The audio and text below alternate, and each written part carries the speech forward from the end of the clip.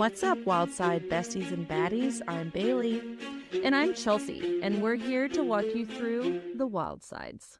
From homicides to hosticides and everything in between. We're so glad you're here, so buckle up And enjoy the ride. Dr. Penn! Yay. Yay! I had to go out and come back in. Good to see you. Good to see you, and thank you so much for joining us. We're so excited. Of course. We are so excited to have you here. Very, very good indeed.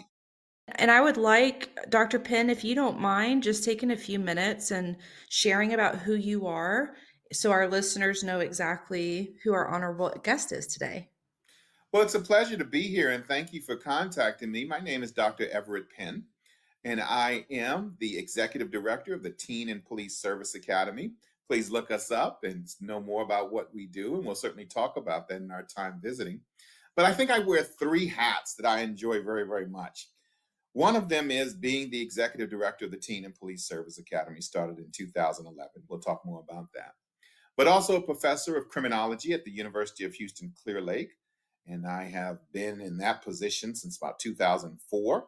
So about 25 years of university teaching. Wow. And the third, as I really think it's important to link theory to practice, I'm the embedded criminologist with the City of Houston Police Department, put in place in August of 2022 to help to reduce crime, to make sure we're not just knocking down doors, but we're looking to build relationships and build partnerships that allow for sustainability in reducing crime. So those three things: Executive Director of the Teen and Police Service Academy, being a professor at University of Houston Clear Lake, and working day in and day out with the Houston Police Department, fourth largest city in America, really make for my day, my life to be very, very enjoyable.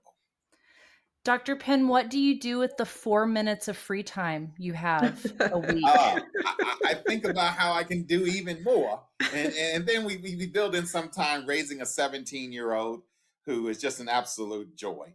And of course, my wife. So it's family time in there too. But when you enjoy so much what you do, it just blends together to make for a wonderful life. It truly does. Yeah. Is that a pretty common, because I didn't know that there was such a thing as having an embedded criminologist in a police department. Is that a pretty common, or is that kind of a precedent? Thank you for asking that question. There are a few of us who are criminologists that would like to see more of this. So often the researcher, that PhD that comes in, there's a fear of that person coming in because she is going to use research methods to say that nothing works with the police department. They're just doing a horrible job. That's what I think it used to be, but I think we got smarter in the police work and in that of those who are criminologists who are teaching at the university. Why can't we combine our resources and be an advisor, an assistant, a help using research for that person who is day to day making policy decisions, working with the chief of police to say, not a gotcha moment after a program has been put into place, but to talk about a policy beforehand, have the research in front of us to make those great decisions for the good of the city. So is it common? No. Does it occur? Yes. And I would encourage other cities to think very seriously about having an embedded criminologist to be a part of your team, your executive team, and not just the outsider that does the research and says, you didn't do this, you didn't do that. Have an embedded criminologist that can allow for working together for a synergistic idea and not just the idea of one group that is going to be evaluated by the other group and making conflict. Yeah. So, I mean, it just definitely sounds more proactive and preventative in nature than just sitting around pointing fingers. Yes. But we've got a little ways to go as criminologists, as those who are in the university setting, because I think we set ourselves up to be a certain way, to sit back and wait for the shoe to fall. It takes a different mentality to know what makes that shoe fall and try to avoid that from happening, rather than saying the shoe fell and why it fell is really not important, but it fell and I'm going to tell you how far it fell. is different from let's preventing it from falling in the first place. Yeah. That's fascinating. Now, Dr. Penn, you said a few of us. Do you feel like your approach to this, the mindset that you have on this stance, do you feel that that is a bit of a minority? I do, but I think we saw a shift maybe around 2010, early 2010, 2012 timeframe, where the entire Department of Justice really started to appreciate what is called evidence-based practices. That's when Mhm. you start to really hear Yes. the vocabulary come in of evidence-based practice. Before it was sort of do good, and it's good that you're doing good, and that's enough. Now we need to Hmm. know if we throw good over the fence, how much good is coming out of that? And then what do we need to do to ensure that we know beforehand, this is what we had. We put the treatment in, the program, whatever we're doing. And now post test, this is what we know has become the good. So everything from crimesolutions.gov. And if people don't know about that, please go to it. It's a wonderful place where the research has been done that allows for programs to say that they're either green, yellow, or red. They've gone through the rigor of social science research, crimesolutions.gov, and a program is either green, yellow, or red in juvenile delinquency, crime prevention, gangs, etc. Now, TAPS Academy, we're working to be one of those programs evaluated. We have not been fully evaluated yet, but it is a rigorous process. It's a process that takes on all of what we know of research methods to either have that program green, yellow, or red. So I invite your listeners to look at that, and if they're ever doing any programming related to criminal justice, that's a plus that you must add to a grant application or to show what you know.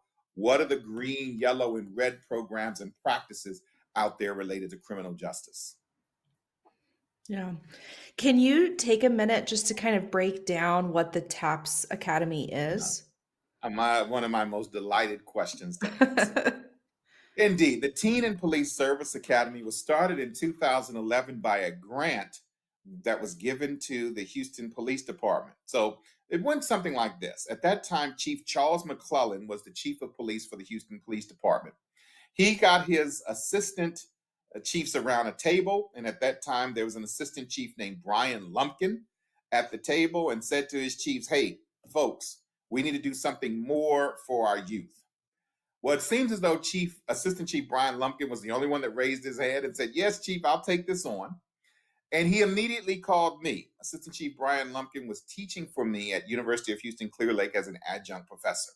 And he said, "Dr. Penn, you want to take on this challenge to build more programs for youth?" I said, "Yes, of course, yes." And we worked and worked and worked. And at that time, back in 2011, a case was still very fresh in the minds of many Houstonians. His name was Chad Holly. Chad Holly was a young 14, 15, 16-year-old young African American young man who the video is out there. Just simply Google Chad Holly in Houston. And he was kicked and beat by the Houston Police Department. In other cities, I think that would have been grounds for a riot to take place.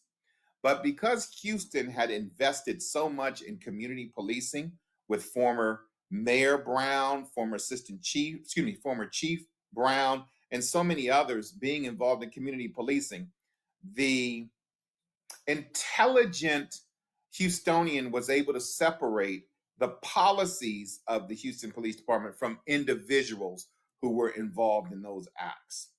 And because of that, the individuals were seen to be in the wrong, not the entire Houston Police Department. Now, what helped was at that time, Chief McClellan quickly moved to separating and dismissing those officers that were involved. That was a very smart move. Anyway, Assistant Chief Lumpkin and I, we worked and we created the Teen and Police Service Academy for a grant that we submitted to the COPS office. We were funded. We started the program in 2012, and TAPS Academy focuses on the most at-risk youth. I know someone right now is cringing. That's a terrible term to use. We understand. But there are risk factors that some youth have more than others. And we understand that, whether it be grade level, whether it be place of where they live, poverty, whether it be involvement with the criminal justice system. That's the type of youth we're interested in serving most and foremost with TAPS Academy. So we went to the alternative high school here in Houston in 2012, a place called Beechnut Academy. Beechnut Academy at that time, 2012, just imagine an old Walmart, as big as a Walmart is, with no windows, is the place where youth who have been put out of their regular middle school or high school would go. That place, probably in September, October, had about 200 students there. By the time we would get to April or May, had about 1,200 students there. And 95, 98% were African American or Latino. That's where we went. That's where we would learn the difficult conditions that some of these youth were living in, the horrific experiences they've had with police, the experiences of seeing their parents. The reason is not as important as understanding they saw the police as the negative that took my father, my mother away.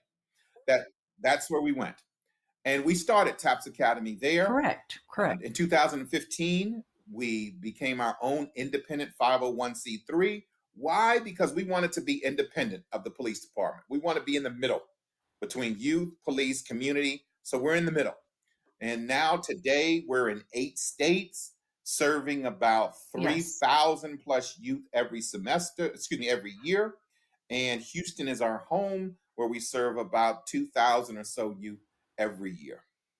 I think that is so incredible that you guys were able to come together and instead of just sit back and say, oh, this is a problem and it has been a problem for quite some time, that you actually did something about it. And I just applaud you. And did you say Chief Lumpkin? Chief Brian Lumpkin, who sadly, Assistant Chief Brian Lumpkin passed away about 2 years ago. My good friend, he would want me to say at this time, make sure everyone takes care of their health, especially we men who get a little older and may not be interested in, let's say, a doctor probing in places we might feel uncomfortable. We need to do that to keep ourselves healthy. Yeah. Yeah. With the TAPS program, Dr. Penn, I saw that on the TAPS website that it includes an 11-week curriculum. What is kind of included in that 11-week curriculum? Thank you. Your questions are very good because they're moving us through the process very nicely. Think of the need that exists between officers and youth, the youth I described, to understand each other. We call it reduced social distance. We were using the term social distance long before that of COVID, the pandemic came about. But right now, I'm reducing my social distance with you and your audience by you getting to know me better, and they're getting to ask questions through you. They're getting to know me and reducing social distance. The ultimate would be both of us, all of us together, being able to ask questions so that we don't go necessarily on our biases that we have about each other. African American man sitting here before you. No doubt, because of living in the United States, there are social constructs that will come to your mind with that being in front of you, positive or negative.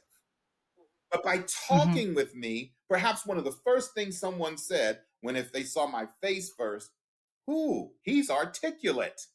Now, there's a negative and positive and with that there, but perhaps that's just showing that they had in their social construct, a person with dark skin is going to talk a certain way.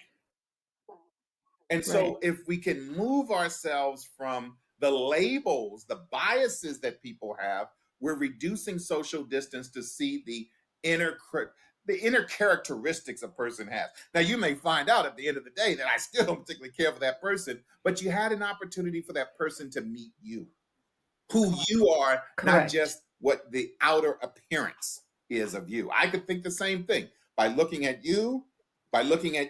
Different thoughts. You have long hair, this and that, I'm thinking this. You have shorter hair, I'm thinking all of that. And I ask people to often do that, to go to the mall, go to a place and just sit there and think, what are those first thoughts that are in your mind when you see someone coming your way. The human being, whether you're religious or not, is just an ultimate creation because we are about self protection. So our mind Mhm. is in a frame that says, if I see a danger coming toward me, I'm either going to protect myself or be prepared to fight it, or maybe I'll run away. So if we have biases that have been created, that if I see a purple skinned person, that a terrible thing is going to happen to me, then I'm going to either avoid that purple skinned person, or every time I see that purple skinned person, I'm going to be prepared to perhaps defend myself. Now, just imagine going Right. through life as the purple skinned person, that certain people just every single time they see you have those defenses up.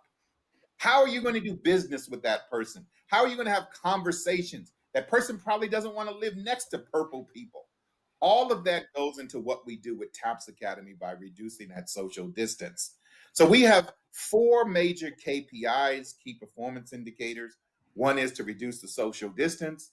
2 is to teach crime prevention skills. 3 is to have service learning to build community. And 4, to enhance and promote school safety.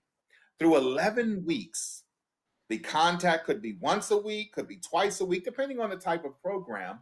Somewhere around 22 or so hours of contact. We have modules that we've done the research to say and find out where are the areas of learning needing to take place between police officers and youth. So it goes from the first one being the role of police, understanding the youth culture, to conflict mediation, to avoiding drugs and alcohol, to victimization, all of these different subjects. We have about 27 of them that you can see on our website. That is the officer and the youth learning together, with the officer being the prime instructor, but the youth having incredible voice to make sure that they're being heard, their concerns are being heard, so that the social distance is reduced between the youth and the police, but also that police officer can go to work the next day. And while he's sitting in the car, while she's at roll call, whoever it may be, when someone says something, let's just say idiotic about the youth because they have their pants perhaps Mhm. down or they're doing something, wait a minute. Mhm. I just finished a session with Joe over there at XYZ High School, and not every youth is like that. I had a great opportunity Right. to spend time with a purple youth and found that this is not the case with them. So stereotypes can be erased and we can have better relationships between youth, police, and community. It's so interesting. We've had such a roller coaster of emotion since we've started doing this podcast and getting into these interviews of like, this is so cool. And then like, how did we not know about these programs? Right. Like, so it's just been these kind of, out of one side of your face, you're just like, this is absolutely amazing and everybody needs to know about it. And then again, the other side is just like, we feel like we are educated, Yes. in the know people. Yes. Why do we not know about this? Well, that's where the link, that's where both of us are so important for each other, because you are allowing for a new audience to know what we do as Teen and Police Service Academy. And we don't have any problem with as many people as possible knowing about it. So we're working together for the good of youth and police relations. Yes. I'm here for it. And like Bailey said, she works with high schoolers. I work a lot with middle school and then also high schoolers as well. I do a lot of mentoring at our local high school for that same reason of just like, research is showing us that you need about 5 individuals outside the family unit to pour into these kids, to pour into these youth. And how many people with the breakdown of community, I feel, how many people are pouring into our kids? Yeah. And if you're not part of the solution, I feel like you're part of the problem. So we want to be part of the solution. Well, that's where we wanted to link TAPS Academy coming together, that allows for the best to take place. So many folks see the police as the enemy, and so many people may see youth as the enemy. But when we look at their social distance and we find that, there's a lot that they both have in common, that there are fears each has. We even have one associate working with us who's very interested in the nutrition that each of them takes in, Mm. and how they eat. I mean, think how an officer usually eats. Think how a teen usually eats. There's a lot of commonality, high fat, sugars, etc., which we now know and we appreciate has a lot to do with behavior. So if we find our commonalities more than our separations, then we can find that the social distance is reduced and we have more commonality than the separations that we just constantly promote how we're different. Let's talk more about how we're the same. Mm. Mm-hmm, Yeah. mm-hmm. So I think, Dr. Penn, you are going to experience Bailey and myself having moments of trying to process all of this amazing, Okay. rich information. Because I'm over here just like, I just want to listen. I just want to hear more. This is amazing. Bailey and I have talked so much over the past couple of weeks. I mean, this has been kind of a hit the ground running experience for us, but we have been so humbled because we both view ourselves as being very open minded. You know, we want to reach out, we want to break those barriers between, and we were raised in that environment. We've always felt that way. But until you actively start engaging in getting to know the person across the table, as Bailey likes to say, and I've heard her say a lot, you know, and then you know. Good. Right. Very good. And we have been so humbled at these experiences of like, oh yeah, we think we have this great idea of what it's like to, you know, break down stereotypes, but then in having the opportunity to listen to somebody and to hear a program where it's like, not only do we want to do this, this is a way that we can do this. This is a Yes. tangible way in Yes. which we are breaking this down. And I think, you know, that's something that I always want our listeners or just people in general, for people to say, oh, well, that's never happened to me, is to stop and think, I bet it has. You know, a quick side story, I was at a Bible study one time and someone said something about they were going to be the only person at the nursing home that didn't have tattoos. And I said, yeah, you and me both. And the Mm-hmm. whole group turns and looks at me. And I said, what? And they said, what do you mean you're going to not have tattoos at the nursing home? And I said, I don't have any tattoos. And I Yeah. mean, the group was just like, you don't have tattoos? Like, we thought of all the people here, you would Yes. be the one, Yes. because Yes. I'm the most outspoken, I'm the one who's Yes. the most radical in the group. But I mean, their jaws were dropped over the smallest thing. And I remember thinking, that is so unfair to think Yes. that I'm the one that has, like, what? I didn't, this is not warranted. So, And then just add to that your tattoos. If I have anything negatively associated with tattoos, you then take on that label, and you don't even have Mhm. tattoos, but I think you have them, so yeah. now you're a negative. And that's Yeah. exactly what I experienced in this group is they were just like, "Oh, Chelsea, she's a little crazy. She probably has tattoo. You know, she's outspoken. She's the one that is going to slip a cuss word Ruffle out the of her mouth." feathers, Yeah, right? you Mm-hmm. know, and so it's fascinating to hear somebody who has, again, your experience, your background, your knowledge to really give us kind of again, this tangible look at, you know, not only is this happening, but number two, it is detrimental, and number three, there's something that we can do to Yes. reverse this, to try to make a difference in that. End of rant. One of the points I make that you have hit is that we know it's a problem. Yeah. We didn't need the murder of George Floyd to tell us it's a problem. Nope. But what are you doing about it? What Mhm. are you What doing we about often say, we're a very prayerful and heartfelt group. We'll say we're praying on it. Our heart and our sympathy goes out. But what are you actually doing about it? it? Oh, What are you don't. what are I'm you going to stop actually you, doing? Dr. Penn. Don't say it. Don't say it. Don't get me started. Don't do it, Dr. Penn. You're But tempting me. I Mhm. mean, on that note, really kind of piggybacking off of this theme that we've touched on, I have two questions that are kind of into one. Number one, how much of the distrust that the youth that you work with, how much is it due to actual personal experiences versus vicarious experiences, beliefs, and ideologies. And the second part of that is, how do we convince our youth to put trust in law enforcement and peace officers when they're flooded with media reports of police brutality, especially around like minority populations? The aspect of whether real or vicarious is what we teach. There's probably not a difference at the end of the day. If I have had this experience, or I believe I may have this experience, my friend, my buddy, my family has had this experience, it becomes my experience.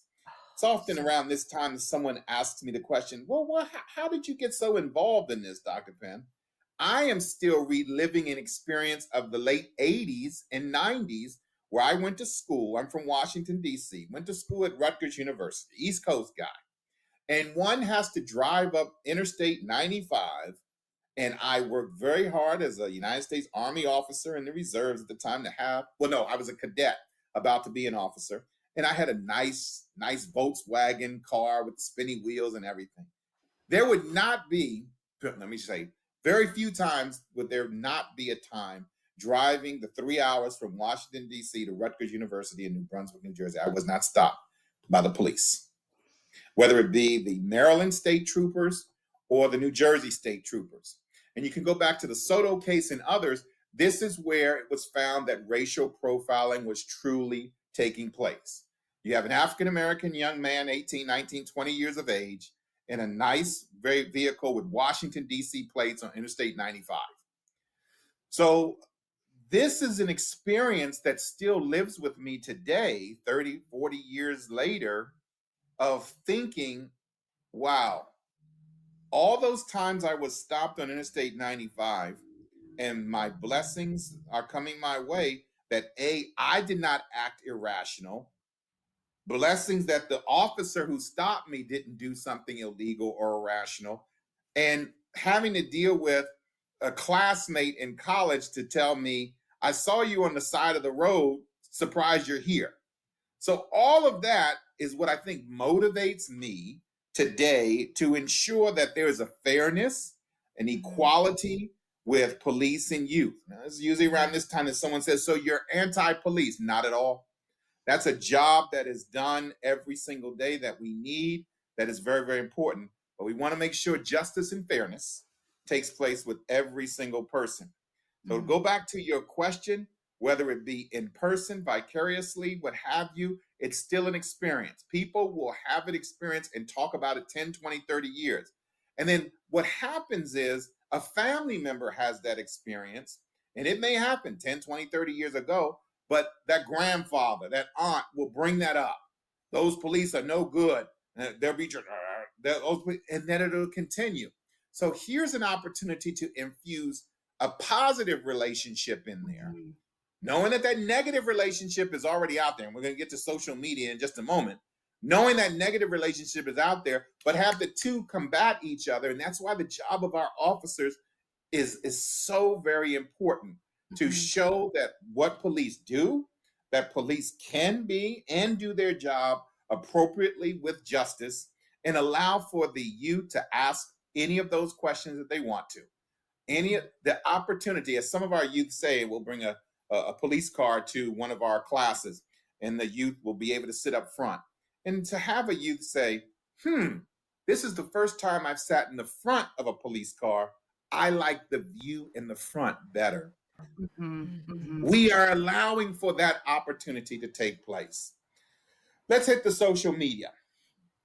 For those of us a little older, we had the TV, and some of us can just remember 3 or 4 stations on the TV. But now, and this is what I train the officers, because each of our officers go through an intense training, is that there can be an event in Abilene, Texas today at 1:30 p.m. that can affect the lives of every single officer going on duty this afternoon. Yes. Because that can be around the world in a half an hour, if not faster, of some horrific act. That every time that police officer has contact with the purple people, the green people, whatever people, someone's going to say, are you going to do that like so in that video, and show the person the video? Are you going to treat me like that? Mhm. So Mhm. police officers get it that the stupidity of one officer can affect their safety Mhm. thousands of miles away. So that's where you often hear the officer says, I don't want to have an officer who's going to violate and do terrible things. Well, then Mhm. that's what I say. You make sure you remember that officer when you see someone who is doing something that's incorrect, that's not following the policies and procedures of that department. You correct them and turn them in. Well, that's when the conversation turns into, well, if I go to a place, these are the people who are going to back me up, this and that. Which is more important, to have the protection of the entire nation behind you or allowing for something silly to take place that could have hurt the well being of an entire police department of the United States, of the world? Mhm. So we hear that this, oh, most officers are good. Just the same thing like I hear. Most professors are good. We just have a small amount of them that are not. Let's get rid of that small amount. Let's not say it's acceptable to have that small amount. If there's some wrong taking place, get rid of them. Mhm. That's so interesting, Dr. Penn. I have 2 thoughts on that. First of all, when you were talking about TVs used to only have 3 channels, I'm gonna tell you that my son found that out not too long ago, and he said, "Poor" our dad, Bailey and I are sisters, "Poor Papa, when he was growing up, he only had 3 channels on his TV, and you know how much Papa loves the TV." Mm, mm, mm, So, mm, first mm. of all, thank you for that flashback. That was really such a great little memory. But second of all, talking about I would never do that, and I'm against those officers who act like that. Well, when you're seeing it, why are you not doing something? The world is so interesting. I literally talked to a middle school group yesterday about this idea of how many, because we were it was a history class, and we were unfortunately covering the Donner Party and this idea of cannibalism, and from a historic standpoint. And I said, before you guys think to yourself, oh my goodness, I would never, I would never, that would never happen to me. I said, I want you to be very, very cautious of getting into that mindset of I would never do that. I would never allow something like that to happen. I said, because you get into a stressful situation or you get into a compromising situation, and all of a sudden things start getting a Becoming gray because folks are little kind of gray. leaning me this way. Same Right, thing with a police officer or someone involved with crime.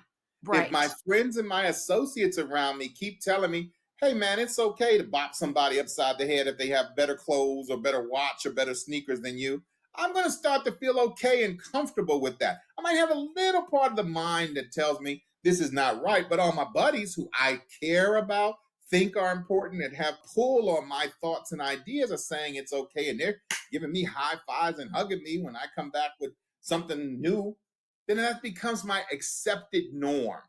And we correct. could get into criminology theories of this, Oh, but you got yeah, it right. It's not just birds of a feather flock together. It's about those people who have the most intense relationship with you, right. those people who you look for their appreciation and their satisfaction, and they're saying thumbs up to you. Yeah. When those people say it's okay for you to do criminal acts, for it's okay for you to violate somebody, police officer, then you become subject to accepting that more, and your mental compass Right. becomes off because those are the people who are influencing you.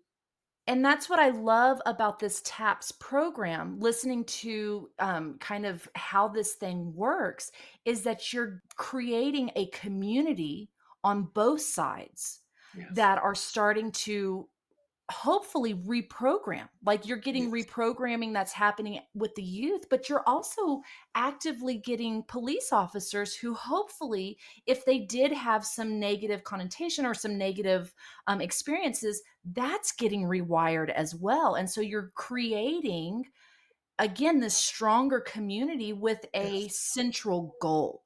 And that's what is so brilliant in my mind about this approach to changing, is not isolating and not having these small individual settings or individual classes, but again, taking on, like you said, 2000, over the course of however.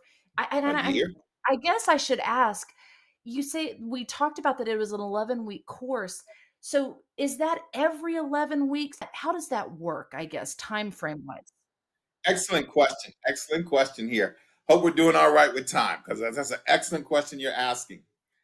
We have been certified in the state of Texas to offer our curriculum to award one high school credit. Let me say that again. The Texas Education Agency saw our curriculum. I'm making it sound very easy, but it's a long process. Saw our curriculum of what we do, and it's available online. Just go to Texas Education Agency Innovative Programming, and you'll see the Teen and Police Service Academy. It's called TeenPol. When we teach it as TeenPol, we must have a certified social studies high school teacher. It meets like any other class, like a science class or whatever. So it meets more than that one time a week. There are assignments, there are tests, etc. That is offered here in the state of Texas, and there are other jurisdictions that have seen this and have made this a class. This responds to that question or that comment I hear so often from people. Wow, they should have taught that in high school. Everything about what to do during a traffic stop, finances, how to open a checking account, victimization, how to stay safe, bullying. All of that we've taken and listened and gotten the best research, and we put that together to be the TeenPol class. Not every school is ready for TeenPol, so we have the TAPS Academy, which usually meets about 1 hour, 2 hours a week for 11 weeks. Not as strenuous, but it at least gets it going and allows for that dialogue to take place. So imagine TeenPol is the dialogue, the coming together, the reducing the social distance taking place. And then also the rigor of making sure the educational component is taking place. That's your TeenPol for one high school credit. For schools, locations, etc., maybe it's an after school place, maybe it's a summer program that aren't quite ready for that. We have TAPS Academy built in for them. We also have a Summer Youth Leadership Institute that's on the campus of University of Houston. 3 weeks, students coming there from basically 9 a.m. in the morning to about 4, active days, and going through the curriculum, earning one high school credit, guest speakers, trips, etc., of coming together and learning. So we're going to have our Summer Youth Leadership Institute in summer, June or July. We're working on that for this year, and I hope that people will go to www.tapsacademy.org and find out more, as we'll be coming out with that date hopefully in the next 20, 30 days. By March 1st, definitely we'll have the information out about it. And we'll also link the websites that you've mentioned so far. We'll link them in our show notes for our listeners as well. Excellent. Excellent. And I hear of the wonderful work that both the youth and the officers and everybody else behind the scenes, right? All the wonderful work that y'all are doing. How can we civilians, if you will, contribute to bridging the gap between youth and law enforcement when we don't have access or we don't have our hands in that honeypot, so to say? I like it. That's why I wrote the book called Police and Youth. Police and Youth. It's available by Rutgers Press, now Rutledge Press. And it is a 2022 book with Penn and Davenport. And it tells the story of TAPS Academy. So it's available on Amazon. It's available also, it's called Police and Youth. And it tells the story of what we need to do as citizens to be involved. I see this perhaps being a major in the future, to be college courses to understand police and youth. But there's opportunity in cities in which we're not in, that if you're interested in bringing TAPS Academy to your city, if you're interested in getting off the sidelines and just saying, those kids, ugh, those police officers, ugh. Okay, after you finish saying, ugh, what are you going to do about it? Are you going to continue to just let that situation exist and then be concerned every time your 17-year-old goes out the door that you hope he or she doesn't meet the wrong police officer, and the police officers are concerned that they don't meet the wrong person in the community? But if we do something to build the bridge, to allow for understanding, to allow for voice to take place, then you can have less of those situations taking place, reducing social distance. So I would say my book is available, visiting the TAPS Academy website, and just simply saying to yourself, I want to put together the coalition to have TAPS Academy in my city. What does that involve? A police department, a school district, and community partners. We take it I'm from so there. glad you said that, Dr. Penn, because that was kind of my quick question is, do we talk to mayors? Do we talk to school boards? Who could be our first person to email, and even if you're not talking to them directly, to bring that into our cities? Think of it where you have the best or the most influence. It could be through that police chief that says, I want to make this happen. He then talks to the superintendent. It could be the superintendent who then talks to that police chief, or it could be your legislative group, your mayor, whomever that says, I want to make for better youth and police relations. So many of my colleagues are stuck in the DARE day. Hey, look, DARE was great, but the research to it says that it wasn't as great, and then great, I could talk about great, wasn't as great as we thought. We did the research on DARE, GREAT, PALS, community or crime prevention programs, and citizens police academies, and we combined it together to make the Teen and Police Service Academy. And then we didn't stop there. We said, you can't just say things are good. You've got to do the research to evaluate whether it's good. And we have that on our website. We'll be coming out with our 2023 research shortly. We see on indicators of what reduces crime, what helps to make for a better neighborhood. We see respect, trust, go up 20, 30% with our youth involved, and the police officers saying the same thing. It's a very simple theoretical foundation when it comes to what TAPS Academy does.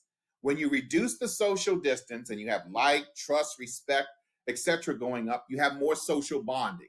Social bonding is what then reduces crime. We find over and over again in criminology, those people who believe in the system, those people who believe it's legitimate, that if I do the right thing, I'm going to be treated fairly, that the system is going to treat me fairly, and we build legitimacy through trust, respect, and associations between youth and police, are less likely to be involved in crime. I love that. Simple as that. You increase the social bonding, which comes from trust, belief, and all of those good things we talked about just a second ago. You reduce crime.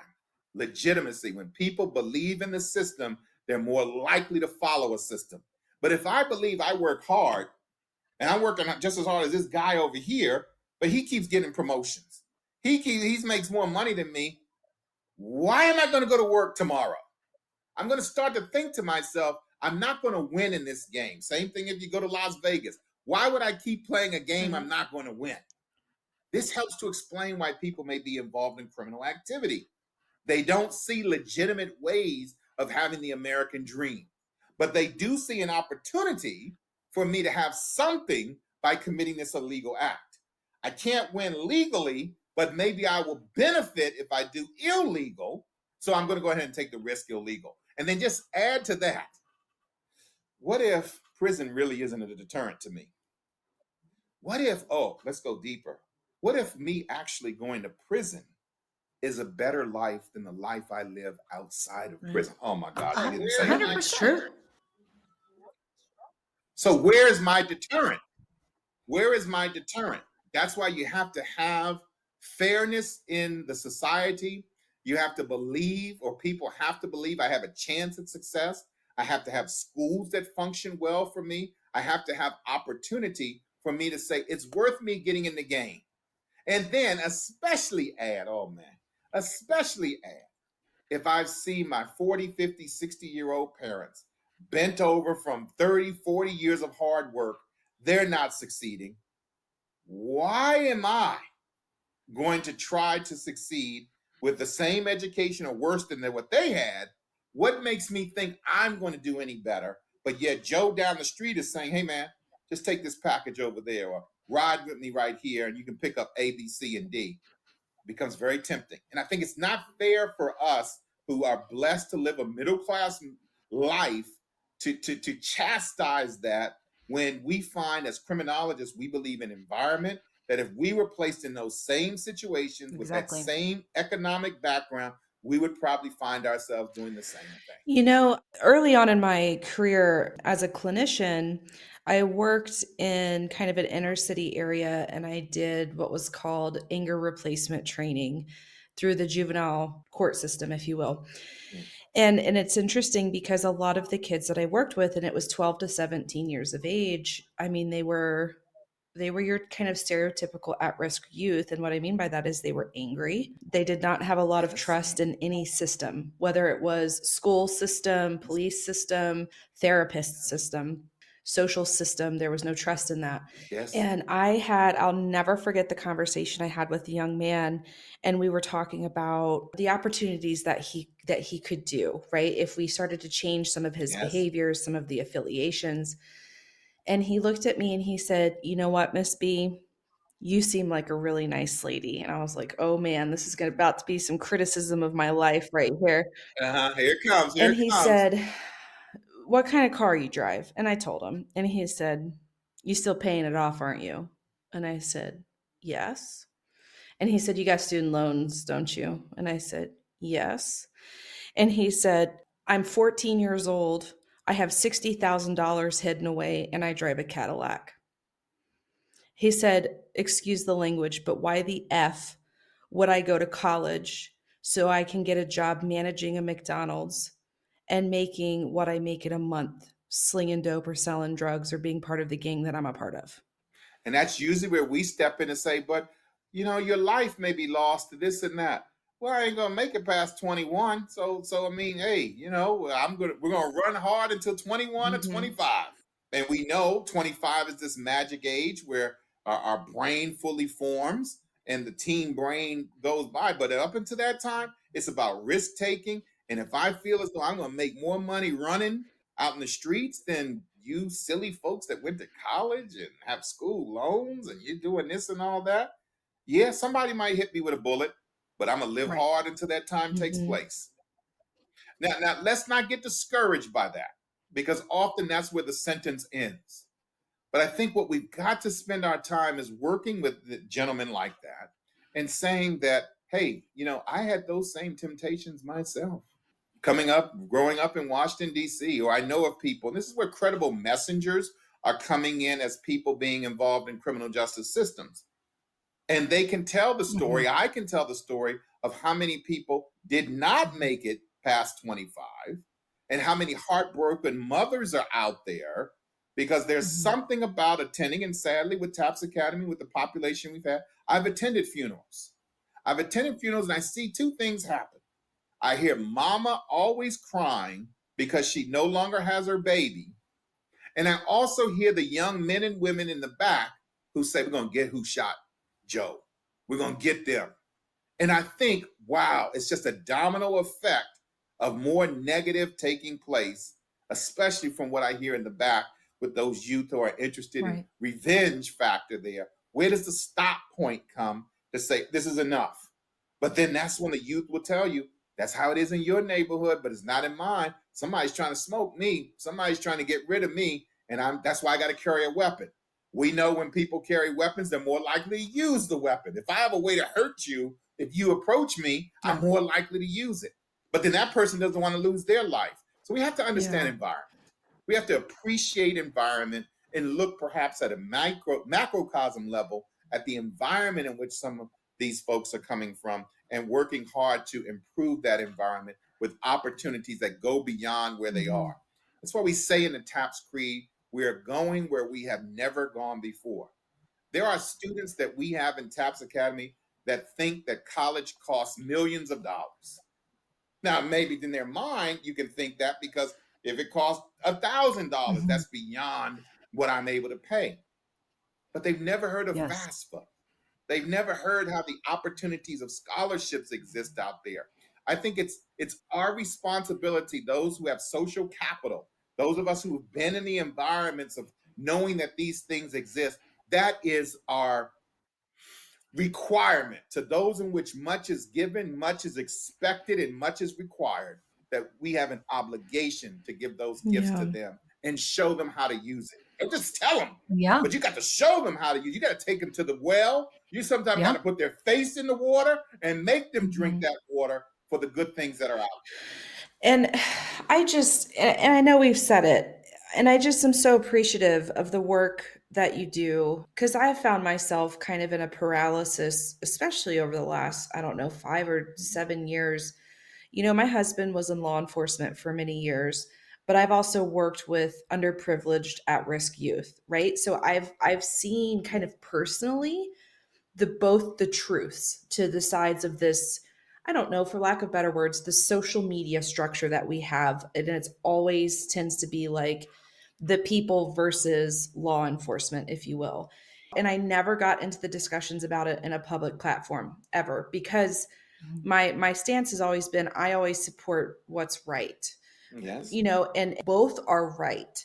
And so how do you balance, you know, backing the blue and admiring the good work that the good individuals in that field do, but also really understanding that especially in the youth and especially the minority populations of the youth, you know, their experiences are valid and it's not just because they broke the law, right? There's so much validity to both Mhm. sides. And I finally feel like, and this might sound bizarre, but I feel like what you're saying and what your program does is the first time that I've felt validated in my stance. I've felt like I Oh, feel so validated in believing in law enforcement and yes. also Mhm. believing in at risk youth, if you will, and believing that things Yes. can get better and we can work together. And I'm just like, and I don't want to get too like emotional and overwhelmed with emotion, but I'm just so happy to hear what you do and to hear that this is available, and I hope that it becomes kind of a staple in all Mhm. major cities first and then underdeveloped rural areas after that. We are working with it. We are working to make that happen. Just a great staff that comes with the TAPS Academy, staff that is full of life, that works every single day to make that take place. And what you said is so important because just think, was it 5 years ago? You either were with Black Lives Matter or Blue Lives Matter. Yeah. You couldn't be both. Right. You couldn't be Even both. It if was you wanted to impossible. be, right? That's right. Yes. That's right. We are finding that safe space where you can be both, where you can be understanding that Black lives isn't about white lives are less important. Right. It's just that through history, we have seen Black lives have been less than. Right. So here's an opportunity to make Right. them as equal as anyone else. We're not trying to take away from anybody No. else's life. That's all. And we're not even getting into, well, the management Mhm. of the program, this and that. It's just understanding the phrase here. Black lives matter. Blue lives Yes. matter also. The idea that someone puts on a uniform every single day, and we have as a society the ability to dial three numbers, 911, and a stranger will put his or her life on the line to help me in my time of need. Whoa, you just have to sit back and take a seat on that one. That's Yeah. something. I think what I have heard throughout this interview, or just this discussion, I should say, with you guys both, is this idea of voices that need to be heard. And Yes. I think that right there, the TAPS program is allowing a space and allowing an opportunity for so many voices to be heard. And Yes. I think we have, as much as we don't believe that we live in a society that we still kind of believe that children should be seen and not heard. I really do think Mm-hmm. that that is still ever present for a lot of us. Mhm. And I love that your program is allowing these kids to talk and to be heard and to be seen in a way Yes. that we don't know, that might be the first experience that they've had of actually being heard. But also with the law enforcement of like, I just wish you guys would hear what my life is like, and you can have that mutual conversation, if you will, like you The said, in a similarities, safe, right? and the similarities and those bridges, Yes. but more importantly, in a safe space where you have a Yes. group that again is working towards that common good, that common goal. And I almost feel like if that's not a mic drop moment of like, boom, there it is, then what's a better example of that? I mean, that is a standing ovation. Thank you. We have been fortunate that the federal government, the Department of Justice, hears the message and thinks very highly of us. But we know for sustainability that we're we're the flavor of the month, if you will. We don't know what the changes that may occur in Washington will bring toward us. So we're very blessed with that, and we're able to offer free programming. But we're interested in foundations and Yes. individuals seeing our mission. Come give us a telephone call and visit Yeah. with us so that we can spread this to others. So that's why I was more than happy to come on board and talk with you today, because we have to spread our message and allow for more people to know that there is hope out Yes. there. There is an opportunity to build community. Well, and everybody always has the questions, but I think they get Yeah. discouraged that they feel like they don't have an answer. And I feel like you guys are like, I hear your questions. Here is your answer. And Bailey and I talk a lot about that, where it's like, you in the white shirt driving your minivan, or, whoever your listener is, like, Yes. this is your answer. You can get involved in this. You can either donate time or spread the information, whatever it is that you can give. If you're Yeah, there you wanting go. an answer, there are answers out there, and this program can provide. Is it a fix all? Is it the best thing since sliced bread? Probably not. There's always room for improvement, but at least it is something tangible, something on the ground, boots on the ground, an answer. And I love that. I hate to be rude. Speaking of mentorship, I've got to run and meet with my mentor at the high school. So I'm going to say adieu, and I just want to make a sticker that says, I love Dr. Penn. Right? Can I please make a It's sticker? Taps How Academy. I just Can we have to that can we weird? put your represent that. face on it and then I you was gonna won't? say, is it weird to have a T-shirt that just says Dr. Penn's the best? So Taps Academy. It's Taps Academy. I just have the opportunity to represent it. But look, I know you have to go. Just have your listeners visit www.tapsacademy.org. Our telephone number is there, our email, all that is I there. know, and you're so humble and gracious, but I'm just gonna say thank you, and Bailey can finish this up. And I love you guys, and I'll catch you next time. Thanks, Charles. Yeah, and I think Dr. Penn, it's like what Chelsea was saying, it feels like it is a space where people who believe in both sides, right, can stand together. Yes, you've And it got it. makes me Yeah. so happy. It makes me so happy because I can't tell you, and I'm sure you understand it, but like I would just kind of be paralyzed against the wall when this stuff was going on, because it's like I want to support my husband, but I also want to support Yes. the people that I love, right? The clients that I work with, and they have very real Yeah. concerns and experiences, and so I just couldn't. I was in a box, right? I couldn't say anything about it, and I think it's great. Is there a place where our listeners, if they wanted to donate to your program, whether it was monetary, with financial or money or monetarily speaking, or like supplies for the program? Yes, yes, you've been reading and picking up on the things. One of the modules we have with the youth is that they create vision Okay. boards. And from these vision boards, where do they want to be in 10 years, 20 years from life? And they go through magazines looking for those positive images. So magazines are something that we need and would love to have. But supplies also. We have to buy pencil, Right. paper, this and that. That can help us tremendously. But those donations, those checks, those PayPals, what have you, that simply say you're doing good, keep doing it, are what we need. I'm making the appeal. If you have been listening to this and you're saying, how can I help? That's how you can help. Just go online to our www.tapsacademy.org. You'll see donate, few clicks away, and you're helping to make this go further. Let me just say, if you can, talk to those people, whether it be your school superintendent, your police chief, your community groups, and then give us a call. The number is right there on Taps Academy, and say, we want to have TAPS Academy in this city. We'll start the conversation with you and we'll see about moving TAPS Academy there. Oh, that is so great. And I love that so much. And I'm going to make sure to put all of those links in our show notes. And on a Good. regular basis, try to just drop, throughout different episodes that we do. Hey, remember, TAPS Please. Academy and the great work that they're Yes. doing, and, any donation would be helpful. Because how many people have, glue sticks and scissors and pencils and papers and magazines sitting around that they can just ship over to you? Right. Right. Exactly right. You know what we have done with some of those also?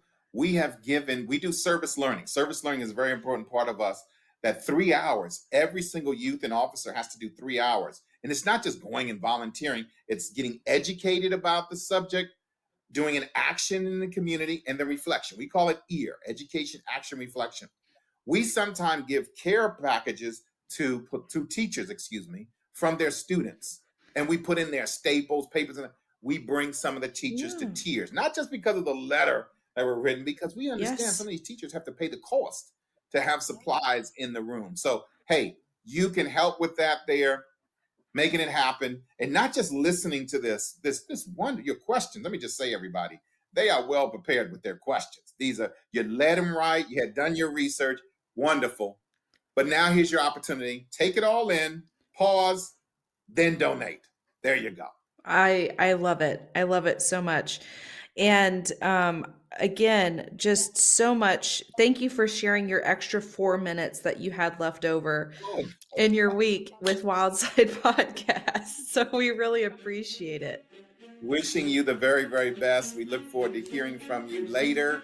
And please don't hesitate to contact us at any time. All right. Bye, Dr. Penn. Bye-bye. Hey, Wildside Tribe, don't forget to follow us on Instagram and Facebook at Wildside Podcast. Make sure to tune in on Wildside Wednesdays. New episodes will drop each Wednesday at 6 a.m. Eastern Standard Time. We would love to hear from you, so if you have a wild case recommendation, email us at wildsidepodcast@gmail.com. That's wildside with a C. Or share your thoughts in the comments below. As always, if you haven't heard it today, you're loved, you're worthy, and you're valuable.